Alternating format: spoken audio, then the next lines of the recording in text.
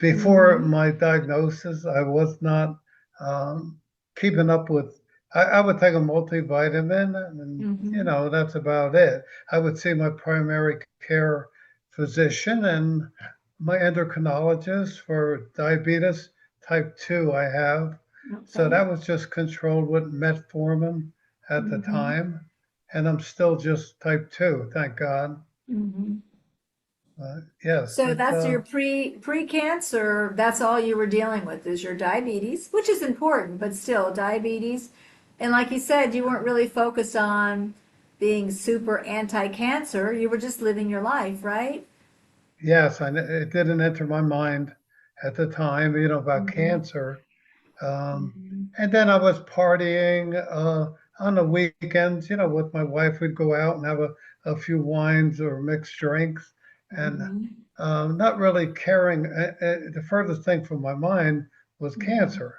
Mm-hmm. And I went to a urologist. I would go to him as a precaution every 6 months, just Mm-hmm. as a precaution.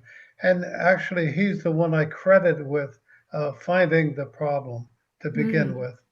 Mm-hmm. He's seen my PSA was starting to rise. And he went further. We did a test with testosterone. Mm-hmm. He injected some testosterone, Mm-hmm. and my PSA went up. He withdrew the testosterone medication for 2 weeks, Mm-hmm. took another PSA, and it went dropped. Then he Oh, went back and included it again, and when it went up, he said, "You have some cancer in your prostate because mm-hmm. it's cancer feeds on testosterone." I see. So it's like a provocative test then.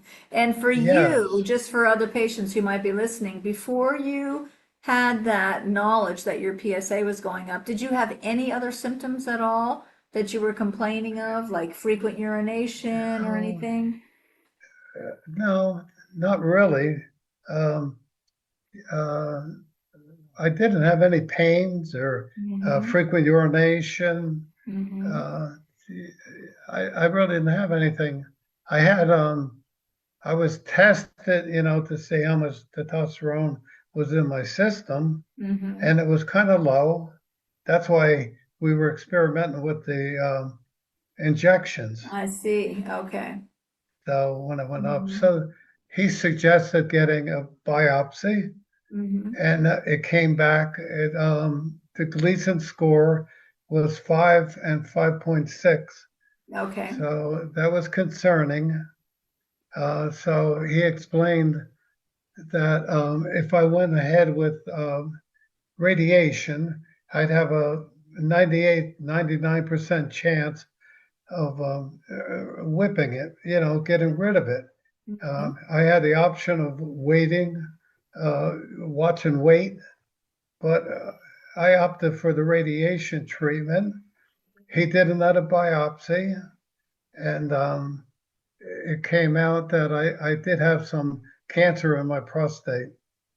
So we went ahead with the radiation treatment. I had the option also at that time of either getting, I think they called it a gamma knife. At that time, it was some kind of other radiation That's where right. it was only Yes. 5 treatments Mm-hmm. or up for the 44 treatments. Mm-hmm. So I took the 44 treatments daily, 5 days a week. Okay, So that's a lot of treatments, right? And that's 5 days a week, weekdays. Do you remember yeah, why you took that over the gamma treatment? It's been a while now. I don't know if you recall. he, yeah, my urologist said you could do either one, Mm-hmm. but he was more familiar with the 44 treatments, Okay. and he knew about them. But it was up to me. He said either way, but he would go with the one he was more familiar with. Mm-hmm. But so I did, and it's only 10 minutes, each time. It was Yeah. close to my home, Mm-hmm. so it was okay. It was convenient. Mm-hmm. So Yeah. that's Just have to go in every day. But like you said, it's longer to get there and get on the table than it is to have the treatment, is what I hear. Right? yes, Yeah. yes. It was. and there was no side effects at all. Mm-hmm. So that was a very good outcome at the Mm-hmm. end. Mm-hmm. And I had Dr. Hahn. Oh, He yes. was very Mm-hmm. good, very understanding.